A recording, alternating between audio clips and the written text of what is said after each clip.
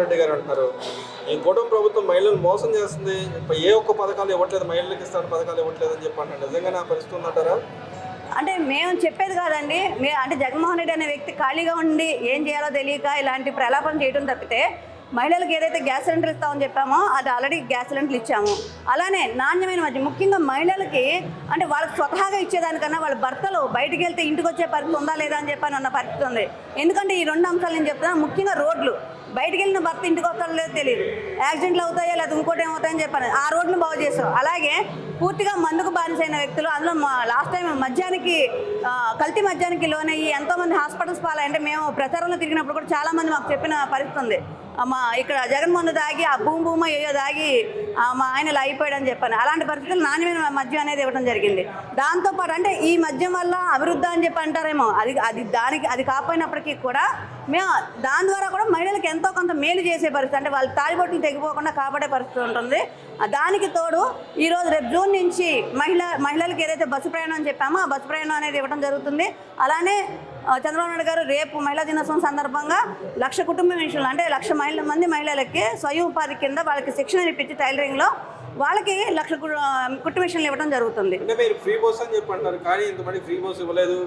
మా రాయలసీమ జూన్ నుంచి ఇస్తామని చెప్పారు. మా రాయలసీమ నుంచి వచ్చి మహిళలు ఇక్కడ ఏదో అమరావతిలో పనులు జరుగుతుంది, చూస్తానికి అభివృద్ధి జరుగుతుంది, చూస్తానికి వచ్చామని వ్యంగ్యంగా మాట్లాడుతుంది. దాన్ని ఎలా అంటే అమరావతిలో ఏ పనులు చూడడానికి వచ్చినట్టు వాళ్ళు వ్యంగ్యంగా మాట్లాడినట్టు అసలు అతను ఏం మిగిల్చాడు? జగన్మోహన్ రెడ్డి అనే వ్యక్తి నిజంగా కొన్ని ప్లస్లో అవసరంలా, అంటే మన ఖజానా ఏదైతే ఉందో ప్లస్లో ఉంచాల్సిన పని లేదు, కనీసం మైనస్లో ఉంచుకున్నా ఉన్నట్టయితే వెంటనే ఏదైతే మేము మహాలక్ష్మి కింద అనౌన్స్ చేస్తాం మొత్తం అన్నీ కూడా ఇచ్చేసేవాళ్ళం. కానీ ఇక్కడ పూర్తి అంటే మనం ఏదో చెప్పంటారు కదా, అది మాత్రం జగన్మోహన్ రెడ్డి మిగిల్చాడు. కాబట్టి మాకు టైం పడుతుంది. చంద్రబాబు నాయుడు గారు ఒక అనుభవం అంతా రంగరించితేనే ఈ నెమ్మదిగా ఈ పథకాలన్నీ కూడా అప్పులు తీసుకురాకుండా కొంతవరకు అభివృద్ధితో పాటు ఈ సంక్షేమాన్ని అమలు చేయాలనే ఉద్దేశంతో కొంత టైం పడుతుంది. కానీ జూన్ కల్లా ఇవన్నీ అమ్మఒడి అవ్వచ్చు, లేదంటే ఉచిత బస్సు ప్రయాణం వచ్చు మహిళలకి, ఇవన్నీ కూడా అమలు అవుతాయి. అంటే ఆయన అన్నాడు బడ్జెట్లో ఏమి లేదు, అంత డొల్లే, కేటాయింపులు కూడా సరిగ్గా జరగలేదు, లబ్ధిదారులను తగ్గించేశాడని చెప్పి అంటున్నాడుగా.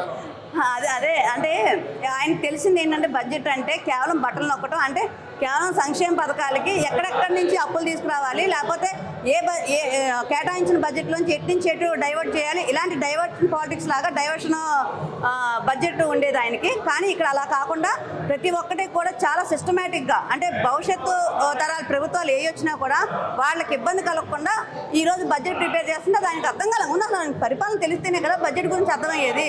ఆయన పరిపాలన చేత కాదు కాబట్టే కదా ఆయన మూల కూర్చోబెట్టారు. కాబట్టి ఈరోజు బడ్జెట్ ఏం అర్థం అవుతుంది ఆయనకి, ఏం కేటాయింపుల గురించి ఆయన మాట్లాడగలుగుతారు. అంటే ఆయన ఇంకో మాట కూడా అంటున్నాడు, యువతకి చాలా ఉద్యోగాలు ఇచ్చారు, ఈ గవర్నమెంట్ ఏం లేదు అంటున్నాడుగా. ఆ మాట అనేటికి యువత అంతా నవ్వుకుంటున్నారు. ఏ రోజు కనీసం ఒక ఉద్యోగం ఇవ్వలేని పరిస్థితి. అంటే ఇప్పుడు ఉద్యోగాలు ఇవ్వాలంటే కనీసం అతనికి అవగాహన ఉండాలి కదా, మనం ఏంటి రిలీజ్ చేయాలి, ఎక్కడైనా ఒక చిన్న అభివృద్ధి చేస్తే దాని ద్వారా ఉద్యోగాలు ఉపాధి అవకాశాలు ఇచ్చే అవసరం ఉంటుంది. కానీ అది కాకుండా నేను చేసిన ఎంతసేపు సంక్షేమం బట్టలు ఒకటి, అది కూడా పూర్తిగా కాదు. అలాంటి ఇంట్లో పెట్టేవాడికి యువత ఉద్యోగాలు ఎక్కడి నుంచి తెచ్చిచ్చాడు. అలాంటి ఉద్యోగాలు ఇస్తే ఇదిగోండి సచివాలయంలో వాలంటీర్ ఉద్యోగాలు తప్ప అతను ఇచ్చింది ఏమి లేదు 5 సంవత్సరాల్లో. ఆ వాలంటీర్ ఉద్యోగాలు కూడా ఈరోజు అటు ఇటు కాని పరిస్థితి అయిపోయింది. అంటే వాళ్ళకి నమ్మించి మోసం చేయడం తప్ప అంతగానే ఏం లేదు. అంటే ఇక్కడ ఇంకో మాట కూడా అంటాడు ఆయన, ఏదైతే పవన్ కళ్యాణ్ గారు నాకు ప్రతిపక్ష నాయకుడు హోదా ఇవ్వలేదని చెప్పి గతంలో ఏదైతే వ్యాఖ్యలు చేశారు దానికి కౌంటర్గా ఆయన అంటున్నాడు, ఒక కార్పొరేటర్కి ఎక్కువ ఎమ్మెల్యేకి తక్కువ అని చెప్పి ఏదో గెలవ గెలిచాడు అని చెప్పి అంటున్నాడు. దాన్ని ఎలా చూస్తారు? గెలవ గెలిస్తేనే ఆయన జగన్మోహన్ రెడ్డి అనే వ్యక్తిని ప్రతిపక్షం లేకుండా చేశారు పవన్ కళ్యాణ్ గారు. గెలవక గెలిస్తేనే జగన్మోహన్ రెడ్డి 151 సీట్లు వచ్చిన జగన్మోహన్ రెడ్డికి ప్రతిపక్షం లేకుండా చేశారు. ఈరోజు అదే ప్రతిపక్షాన్ని అడుక్కుంటున్నాడు జగన్మోహన్ రెడ్డి. అది పవన్ కళ్యాణ్ గారి స్థాయి. ఆయన గురించి మాట్లాడడానికి, ఆయన స్థాయి గురించి మాట్లాడడానికి ఈయన స్థాయి సరిపోదని ఆయనకు తెలుసు. కాబట్టి దాన్ని కప్పుపుచ్చుకోవడం విధంగా అలాంటి మాటలు మాట్లాడితే మొత్తం అంతా డైవర్ట్ అవుతారు. ఈ వ్యాఖ్యల మీద మొత్తం అందరూ మాట్లాడతారనే ఉద్దేశంతో మాట్లాడుతున్నారు తప్పితే అతనికి భయం పట్టుకుంది. ఎందుకంటే మీరు చూడొచ్చు పోసాని కృష్ణమురళికి ఏ పరిస్థితి పడుతుందో, అలానే రేపు దువ్వాడ శ్రీనివాస్ ఈ రోజు రేపట్లో పోసానిదే పట్టిందే దువ్వాడ శ్రీనివాస్కి పడుతుంది. సో నెక్స్ట్ నేనే లైన్లో ఉంటానేమో. ఆల్రెడీ ఈ 1,00,000 కోట్లలో కొంత అభియోగాలు ఉన్నాయి. దాంతోపాటు పాలనాపరమైన ఏవైతే లోపాలు ఉన్నాయో ఇవి కూడా నాకు యాడ్ అయితే నేను ఎంతో సేపు పట్టదు నేను జైలుకి వెళ్ళడానికి, నాకు చెప్పుకూడదు తినడానికి అని చెప్పిన ఉద్దేశంతో ఒక అభద్రతా భావంతో మాట్లాడిన మాటలు తప్పితే అంతకన్నా మనం వేరేగా తీసుకోవాల్సిన అవసరం లేదు. ఇక్కడ ఆయనకి ప్రతిపక్ష నాయకుడు హోదా కావాలనేది కూడా అందుకోసం అంటారా? ఖచ్చితంగా ఇక్కడ ఏంటంటే అతనికి ముందు పాలన విధానం తెలియాలి కదా.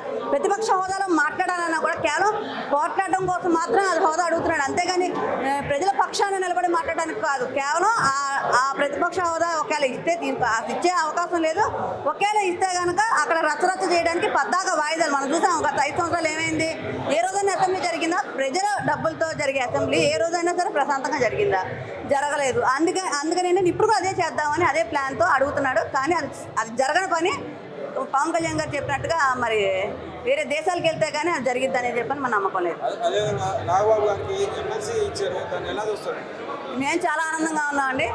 అంటే ఒక కరెక్ట్ రైట్ పర్సన్కి ఎమ్మెల్సీ వచ్చింది. ఎందుకంటే మొన్న నాగబాబు గారు పడ్డ కష్టం మామూలు కష్టం కాదు. ప్రతి ఒక్క నియోజకవర్గంలో మేము పోటీ చేసిన వాళ్ళు అవ్వచ్చు, లేదంటే మిగతా వాళ్ళు అవ్వచ్చు, ప్రతి ఒక్కరిని కోఆర్డినేట్ చేసి ఆయన నిరంతరం కష్టపడి ఆయన హెల్త్ సహకరించకపోయినా నిరంతరం ప్రతి ఒక్క నాయకులతో ఎమ్మెల్యే క్యాండిడేట్స్తో వెనకాల పనిచేసే వాళ్ళతో ఎక్కడ ఏ సమస్య ఉందో వెంటనే స్పందించి అన్నిటికీ కూడా పరిష్కారం చూపించి చాలా ఒంటి చేతి మీద మొన్న ఎలక్షన్స్ ఆయన తీసుకొచ్చారు. కాబట్టి ఖచ్చితంగా దానికి ఆయన అర్హులు. వచ్చినందుకు మేము మహిళా విభాగం తరఫున చాలా ఆనందంగా ఉంది.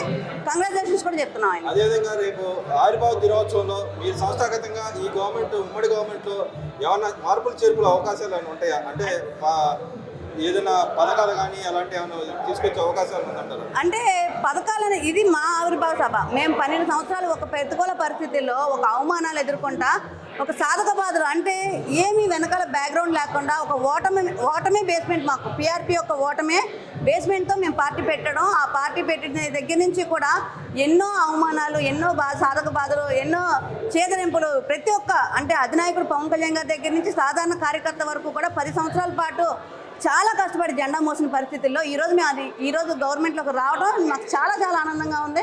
సో ఆనందాన్ని మేము చాలా భారీ ఎత్తున జరుపుకోవడం కోసం మాత్రమే ఇది.